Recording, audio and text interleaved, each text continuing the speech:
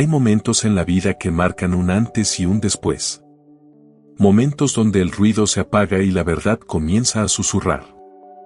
Mi nombre es José, y hoy no solo les doy la bienvenida a un podcast, les abro la puerta a un refugio de aprendizaje llamado Experiencia y Conciencia. Me llena el alma ver nacer este proyecto. Aquí no solo venimos a leer folletos o repasar literatura, venimos a encontrar las llaves de nuestra propia libertad. Hoy, nos sumergimos en el cimiento de todo cambio, el primer paso de Alcohólicos Anónimos. A menudo escuchamos que este paso es solo para quien desea soltar una botella o una droga. Pero la realidad es mucho más profunda. El primer paso es para cualquiera que haya sentido el peso del sufrimiento y decida que ya es suficiente. Es un puente hacia una nueva forma de vivir que toca cada fibra de nuestra existencia. En lo material, para encontrar equilibrio donde antes había caos. En lo social y sexual, para sanar nuestros vínculos y mirarnos al espejo con respeto. En lo emocional, para dejar de ser náufragos de nuestros propios sentimientos. Este no es un monólogo, es una conversación entre almas que buscan mejorar. Por eso, te invito a que te suscribas y nos acompañes en este viaje. Pero, sobre todo, me encantaría leerte en los comentarios, cómo ha transformado el primer paso tu día a día. ¿En qué área de tu vida sentiste que recuperaste el timón al admitir tu necesidad de ayuda? Bienvenidos a este espacio. Porque cuando la experiencia se encuentra con la conciencia, la recuperación deja de ser un sueño para convertirse en nuestra realidad. Todo comienza mucho antes de que el cristal de una copa roce nuestros labios. Para entender la impotencia, debemos viajar hacia atrás, hacia los pasillos de una infancia que quizás no elegimos. Imaginemos a un niño pequeño, estático en la oscuridad de su casa, escuchando el estruendo de una discusión en la habitación contigua. Hay violencia, hay gritos que rompen el silencio y hay golpes que dejan cicatrices invisibles. Ese niño aprieta los puños. Quiere intervenir, quiere salvar a su madre, quiere calmar el monstruo en el que se ha convertido su padre. Pero no puede. Sus manos son pequeñas, su voz no tiene peso. Esa sensación asfixiante es la impotencia, la incapacidad absoluta de alterar un resultado. Esa semilla se planta en lo más profundo del alma y germina en forma de una frustración crónica. Ese niño crece, pero el resentimiento se queda ahí, como un motor silencioso que lo impulsará, años más tarde, a buscar una salida de emergencia. Llegamos entonces al momento del contacto. Admitimos que éramos impotentes ante el alcohol, que nuestras vidas se habían vuelto ingobernables. Al leer estas letras, algo dentro de nosotros cruje. El ego, ese guardián feroz de nuestra imagen, se levanta en armas. ¿A quién le agrada admitir la derrota definitiva? Prácticamente a nadie. Vivimos en una cultura que premia al ganador, al que puede con todo, al que no se dobla. El enfermo emocional, sea alcohólico, neurótico o adicto, tiene una necesidad patológica de ser el primero. ¿Por qué? Por nuestra profunda minusvalía. Como nos sentimos tan pequeños por dentro debido a los traumas del pasado, necesitamos desesperadamente parecer gigantes por fuera. Decir no puedo se siente como una sentencia de muerte social. Cuando el primer paso dice que nuestros instintos se rebelan, está describiendo una guerra civil interna. Estos instintos son las fuerzas que mueven al ser humano, pero en nosotros están fuera de control. El instinto material es la angustia visceral ante la pérdida. ¿A quién le gusta perder dinero o posesiones? Pero el alcohólico no solo pierde dinero, pierde su dignidad por decisiones absurdas, y su instinto clama venganza contra la realidad. El instinto sexual y emocional, aquí la impotencia duele más.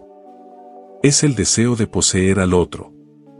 Cuando la pareja se va, cuando el amor se acaba o aparece un tercero, nuestro instinto se revela.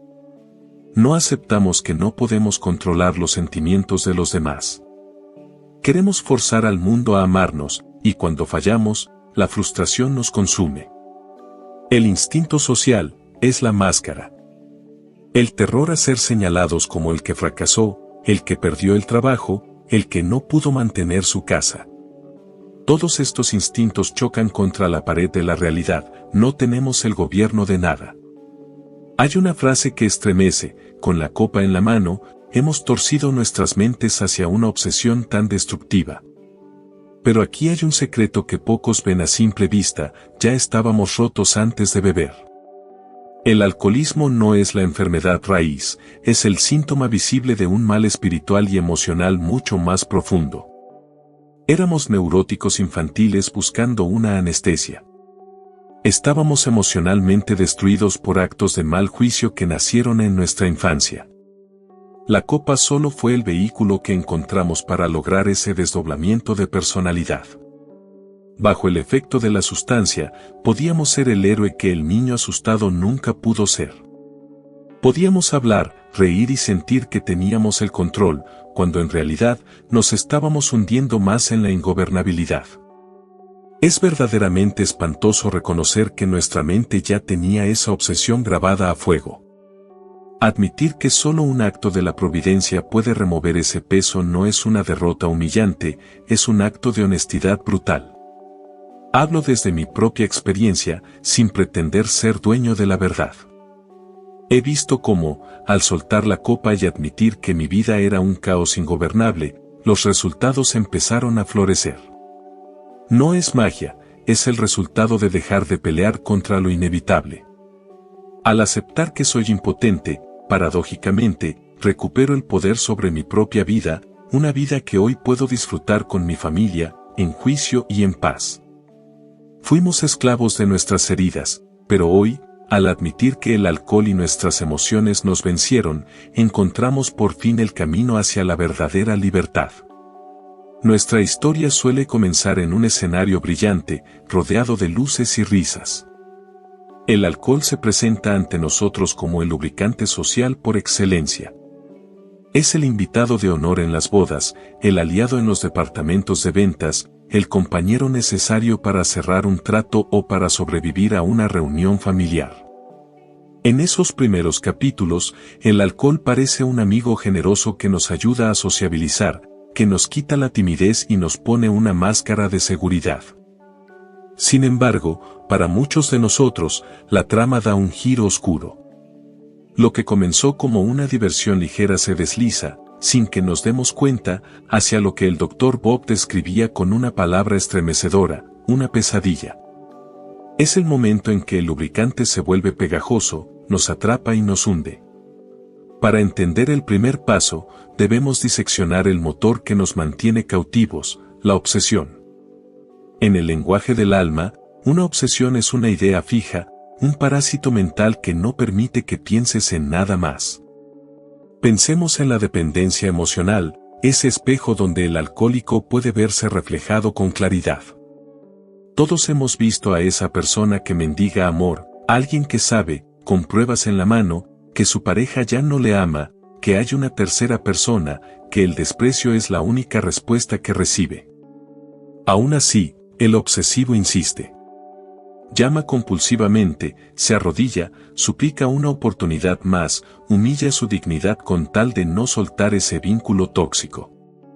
Para el espectador normal, la solución es lógica, ¿por qué sigues ahí si te hacen daño? Pero el obsesivo no puede elegir. Y lo mismo sucede con nosotros. La sociedad nos mira desde la barrera y nos juzga, ¿por qué no tienes el valor de dejar de beber por tus hijos? Lo que ellos no entienden es que la lógica ha muerto a manos de la obsesión. Nuestra mente nos dice que tenemos el control, que nosotros dominamos a la copa, mientras el barco se hunde. La negación es el primer síntoma, es la venda que nos ponemos para no ver que el incendio ya consumió la casa. El texto nos entrega una de las metáforas más potentes de la recuperación, el alcohol como un salteador rapaz. Imagina que caminas por la vida con una maleta llena de herramientas, esa maleta es tu voluntad. De pronto, un delincuente te asalta y te despoja de ella. Te deja vacío, sin capacidad de defensa. ¿Qué son las facultades de la voluntad? Es la fuerza que permite que un hombre común cumpla sus metas. Tomemos el ejemplo de alguien que decide ir al gimnasio. Al principio hay fuego, paga la membresía, compra equipo, sigue la dieta. Pero la voluntad humana es frágil. Con el tiempo, la presión social, el cansancio o la falta de resultados inmediatos van robando esa voluntad y al cabo de unos meses, la persona está de vuelta en el sofá, derrotada por su propia inconsistencia. Si eso le pasa a alguien con un objetivo saludable, imagina lo que nos pasa a nosotros, cuya voluntad ha sido secuestrada por una sustancia. No es que no queramos dejar de beber, es que hemos perdido la facultad de querer. El alcohol ha borrado nuestra capacidad de resistencia. Cuando finalmente aceptamos este hecho, cuando admitimos que estamos desarmados, nuestra derrota es, por fin, completa. Muchos llegan a este camino creyendo que la inteligencia, los títulos académicos o el amor a la familia los salvarán. Pero el alcoholismo es un verdugo que no respeta lágrimas ni currículums. Las súplicas de los hijos no bastan cuando el cerebro está bajo el mando de la obsesión. Por eso, el paso menciona que solamente un acto de la providencia puede remover este obstáculo. ¿Qué es la providencia? Para nosotros, es aquello que provee. No es necesario entrar en debates teológicos o religiosos que solo levantan muros. En este contexto, la providencia es el grupo. Es la experiencia de un compañero que, habiendo estado en el mismo fango que tú, hoy camina limpio. Es ese poder superior que se manifiesta en la unidad de personas que comparten un mismo fin. La providencia es la mano que te ayuda a levantarte cuando tu propia voluntad ha sido declarada en quiebra. Es vital hacer una distinción, no todo el que bebe es alcohólico. Existe el bebedor social que puede dejar la copa a medias si el deber lo llama. Pero nosotros experimentamos el desdoblamiento de personalidad. Ese hombre que en juicio es un padre ejemplar, un trabajador puntual y un vecino respetuoso, se transforma bajo el efecto del alcohol en un ser irreconocible, irresponsable, mal hablado, violento o patéticamente sumiso. O quizás es el hombre amargado y seco que solo encuentra la felicidad en el fondo de una botella, convirtiéndose en un bufón triste. Nuestro gran engaño, nuestra trampa mortal, es la frase, nada más me tomo una. Para el alcohólico, una copa es demasiado y 1000 no son suficientes. Ese pensamiento de control es la última mentira de la enfermedad. Al beber esa primera gota, el yo responsable muere y le cede el volante a un extraño que nos llevará a días, semanas o meses de destrucción. Aceptar que somos impotentes, que nuestra voluntad ha sido robada y que necesitamos un poder ajeno a nosotros para sanar, no es un acto de debilidad. Es el acto de valor más grande que un ser humano puede realizar, el acto de rendirse para poder empezar a vivir. Existe un síntoma del alcoholismo que es, quizás, el más terrorífico de todos, la laguna mental. No es un simple olvido, es un apagón biológico donde el cuerpo sigue caminando, hablando y actuando, pero el dueño de la casa no está. Imagina despertar con la luz del sol hiriéndote los ojos y descubrir que el mundo ha seguido girando sin ti. Miras tus manos y te preguntas qué hicieron anoche. Miras tu auto y buscas golpes que no sabes cómo ocurrieron. Muchos de los acontecimientos más atroces de la historia humana, choques fatales, suicidios inexplicables, crímenes que destrozan familias, han ocurrido bajo el manto de estas lagunas. El alcohólico se levanta con el corazón acelerado, preguntando con vergüenza, ¿cómo llegué a casa? ¿Quién me trajo? Ese vacío de memoria es la evidencia máxima de que ya no eres el capitán de tu alma. Aceptar este horror es el primer martillazo al muro de la negación. Esta derrota, el simple y brutal hecho de decir sí, lo soy, se convierte en el cimiento de concreto sobre el cual edificaremos el resto de nuestra existencia. Al entrar en los salones de Alcohólicos Anónimos, cargamos con un peso muerto, la idea de que admitir que no podemos beber es una humillación. La sociedad nos ha bombardeado con la imagen de que el aburrido es el que no bebe, que el joven que no sabe vivir es el que rechaza una copa. Nos han enseñado que la hombría o la sofisticación se miden en grados de alcohol. Pero muy pronto, el punto de vista cambia. Entendemos que la verdadera humillación no está en la sobriedad, sino en el rastro de destrucción que dejamos atrás. Nos derrotamos como alcohólicos para poder triunfar como seres humanos. Admitimos que, con el alcohol en el cuerpo, perdemos la capacidad de desarrollarnos en el trabajo, de ser padres presentes o de ser estudiantes con futuro. Mientras no aceptemos esta capitulación definitiva, seremos como náufragos que luchan contra una corriente que ya nos ha vencido, hombres y mujeres al agua, braceando hacia ninguna parte. La impotencia no es un concepto abstracto que solo se refiere a la botella, es una cadena emocional que nos mantiene prisioneros en el día a día. ¿Cuál es tu impotencia hoy? Es tu situación económica, que intentas arreglar con impulsos pero sigue en ruinas. Es ese mal humor crónico que te hace gritar a quienes más amas. Es la lengua afilada que no deja de criticar para ocultar tu propia frustración. Somos personas insaciablemente exigentes. Una emoción mal gestionada desencadena a otra en una espiral infinita. Por ejemplo, al mirar a una pareja que hemos dañado, admitir que ya no nos ama porque le rompimos el alma durante nuestros años de consumo es un dolor punzante, pero es un dolor que libera. Decir, soy responsable de este daño y soy impotente para cambiar el pasado, es el pensamiento que abre la celda. En Alcohólicos Anónimos, nadie es juez. Nos mantenemos en una situación de amateurismo, porque ninguno de nosotros tiene el título para dictaminar quién es enfermo y quién no. El diagnóstico es el acto de valor más privado que existe. Aquellos que intentan señalar a otros diciendo tú eres alcohólico, cometen un error de juicio. Nosotros solo compartimos nuestra experiencia para que tú, al escucharnos, te veas reflejado en el espejo y decidas por ti mismo. Porque mientras no aceptes que no eres Dios, que el mundo no gira a tu alrededor y que tienes problemas que te sobrepasan, no habrá resultados. El programa no es para quien lo necesita, porque todos lo necesitamos, es para quien lo quiere. Para los que buscan una solución lógica o médica, la realidad es implacable. En 1954, en Zúrich, Suiza, la Organización Mundial de la Salud, OMS, dejó caer el mazo de la verdad: el alcoholismo es una enfermedad incurable. No es un vicio, no es una falta de carácter, no es un pecado que se borre con rezos, es una patología reconocida por la ciencia mundial. Lo más devastador de este diagnóstico es su permanencia: alcohólico hoy, alcohólico para toda la vida.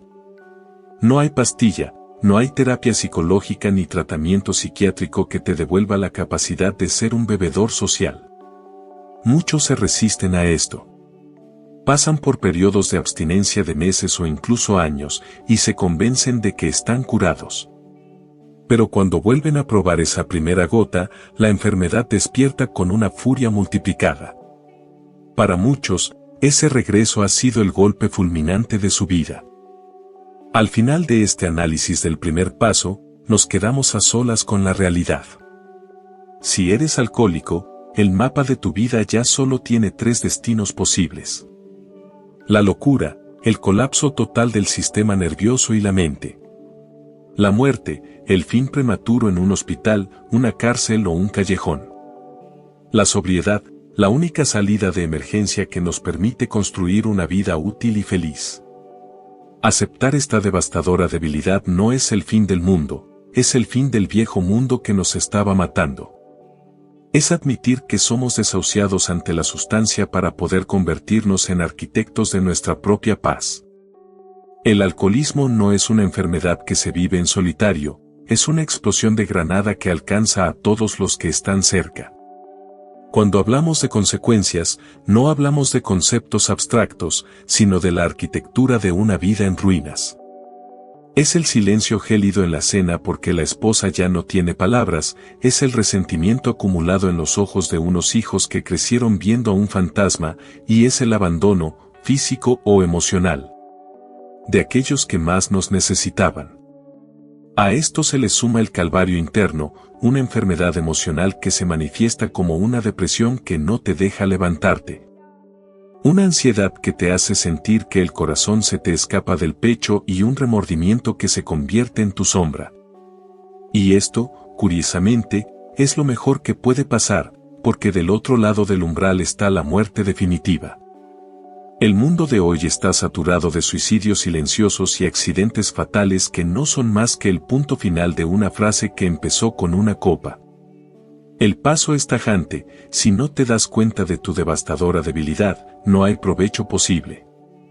Estás intentando tapar el sol con un dedo mientras el incendio consume todo tu bosque. Una vez que aceptas que el alcohol es un gigante que te ha noqueado, la única salida es la obediencia.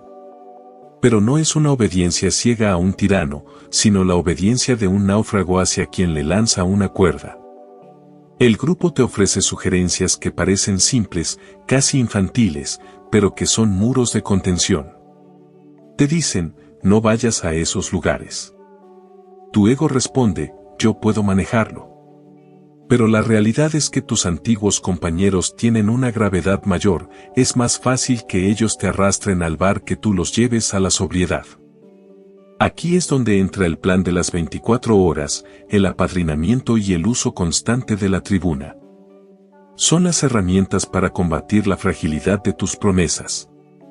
¿Cuántas veces juraste ante el altar, ante la cama de un hospital o ante el llanto de tu pareja que cambiarías? Esas promesas se las llevó el viento porque tu debilidad era más grande que tu intención.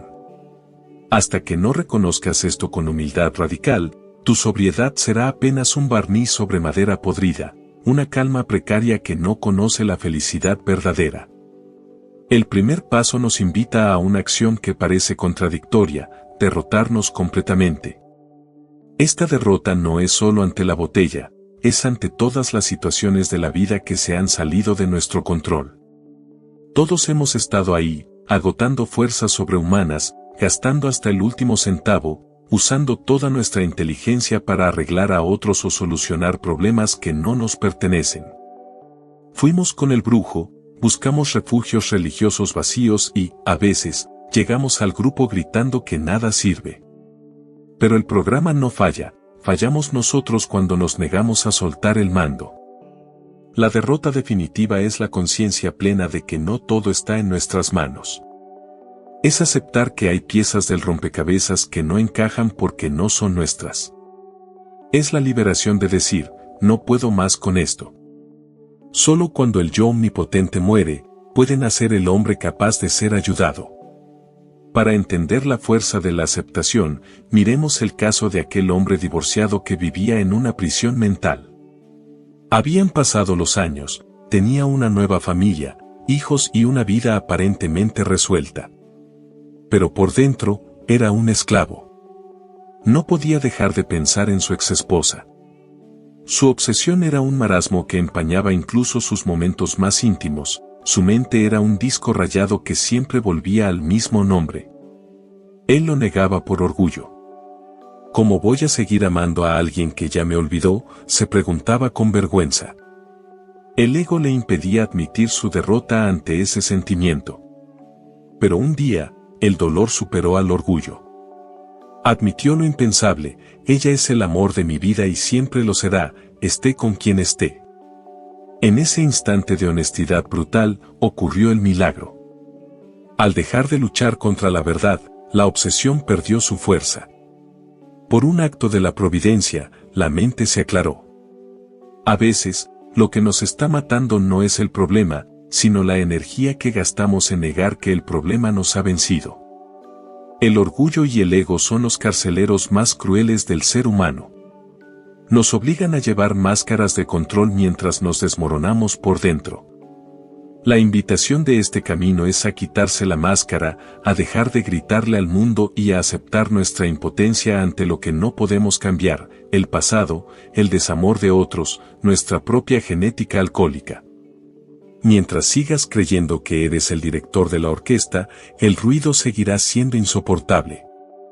Pero cuando sueltas la batuta y admites tu derrota, la música de la vida empieza a sonar con una armonía que nunca antes habías escuchado.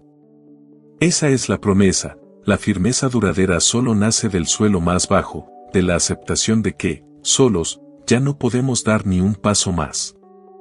Para el ser humano, y específicamente para el enfermo, no hay desafío más violento que el que le exige admitir la derrota. Muchos de nosotros nos rebelamos ante esa idea con una ferocidad que raya en lo irracional. ¿Por qué? Porque admitir que tenemos problemas es, para nuestro orgullo, admitir que hemos fallado en la tarea más básica de la existencia, el control de nosotros mismos.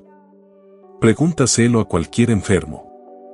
Cuando la vida te puso frente al espejo y te dijo, tienes problemas con tu manera de beber, o cuando la gente que te amaba te susurró, tus emociones te están destruyendo, ¿qué hiciste? Te rebelaste. Alzaste la voz, buscaste culpables externos y levantaste barricadas de palabras. Aquí es donde aparece el concepto del encabezado, ingobernabilidad. Al ingobernable no le gusta que nada ni nadie le dicte el camino. Tú creías tener la razón en cada discusión, en cada debate, en cada pelea de cantina o de alcoba. Pasaste años contrapunteando a todo el mundo con tal de no admitir que tu brújula estaba rota. Es una imagen desoladora, ver a una persona hundiéndose en arenas movedizas mientras grita que conoce perfectamente el camino de salida. No se puede hacer nada por aquel que no ha capitulado, ya sea ante el alcohol, ante una obsesión por una pareja o ante una droga. Llegamos a los grupos de ayuda con una esperanza secreta y equivocada. Muchos nos acercamos a Alcohólicos Anónimos pensando que se nos entregaría una fórmula mágica para fortalecer nuestra confianza en nosotros mismos. Queríamos ser más fuertes para, finalmente, aprender a beber o aprender a controlar el caos. Y entonces, el programa nos asesta el golpe de gracia, nos dice que, frente al alcohol, la confianza en uno mismo no sirve de nada, es, de hecho, un riesgo mortal. Es el equivalente a que un hombre con los ojos vendados confíe en su sentido de la orientación para cruzar una autopista. Nuestros padrinos, aquellos que ya habían quemado sus barcos, nos hablaron con una franqueza implacable. Éramos víctimas de una obsesión mental tan sutilmente intensa que ningún poder humano, ni la medicina, ni la religión por compromiso, ni el amor de una madre, podría destruirla por sí solo. La sola voluntad, esa herramienta de la que tanto nos jactábamos, es un juguete roto ante la compulsión. La palabra obsesión no es un término médico lejano, es el nombre de la celda donde vivimos. Es esa idea fija que se adueña del sistema operativo de nuestra mente. Estamos obsesionados con beber, con sufrir, con mendigar amor, con estirar la mano por una migaja de placer o de anestesia. Miremos el ejemplo universal del dinero. ¿Has visto a alguien cuya mente ha sido secuestrada por la deuda o la avaricia? Es un espectáculo trágico. Esa persona duerme pensando en cifras, se levanta calculando pagos, desayuna angustia y cena desesperación. Cada minuto de su día está teñido por el monólogo interno de la carencia o la ambición. Eso es la obsesión, un marasmo que no te deja ver la cara de tus hijos ni el color del cielo. Los alcohólicos vivimos en ese mismo infierno, solo que nuestro acreedor es la sustancia, y nos cobra con la vida misma. Es un patrón humano doloroso pedir ayuda solo cuando la consecuencia nos ha pasado por encima. Tenemos que vivir el impacto del choque, el frío de la celda o el silencio del divorcio para, finalmente, doblar las manos. Lamentablemente, buscamos al médico cuando el cuerpo ya no responde, pedimos auxilio cuando el niño ya se ha ahogado. El texto del primer paso se expande hasta fronteras inimaginables porque no habla solo de líquido en una copa, sino de una susceptibilidad creciente. Nuestra mente y nuestro cuerpo se han vuelto alérgicos a la realidad, y el alcohol es el fármaco que elegimos para sobrevivir, sin darnos cuenta de que es el mismo que nos está matando. Admitir la derrota no es solo decir soy alcohólico, es admitir que mi manera de pensar es la que ha diseñado mi propio desastre. Mientras sigas luchando por tener la última palabra, mientras sigas creyendo que tu inteligencia te sacará de este laberinto, la obsesión seguirá ganando terreno. El primer paso no es un castigo, es una invitación al descanso. Es dejar de pelear contra una marea que es infinitamente más fuerte que tú. Cuando admites que tu voluntad es insuficiente, cuando reconoces que la obsesión es un enemigo que no puedes vencer solo, ocurre algo espontáneo y milagroso, dejas de ser una víctima de tu propio orgullo. El colapso de tu autosuficiencia es, en realidad, el nacimiento de tu libertad. Solo cuando el rebelde se rinde, puede empezar a ser gobernado por principios que sí funcionan, por un poder que sí puede devolverle el juicio que perdió en el camino. La obsesión no siempre entra rompiendo la puerta, a veces se desliza por debajo de ella de manera sutil. Imagina que hoy es lunes, apenas comienza la semana laboral. Te levantas, te vistes, vas a la oficina, pero en un rincón casi imperceptible de tu mente, ya se plantó una bandera.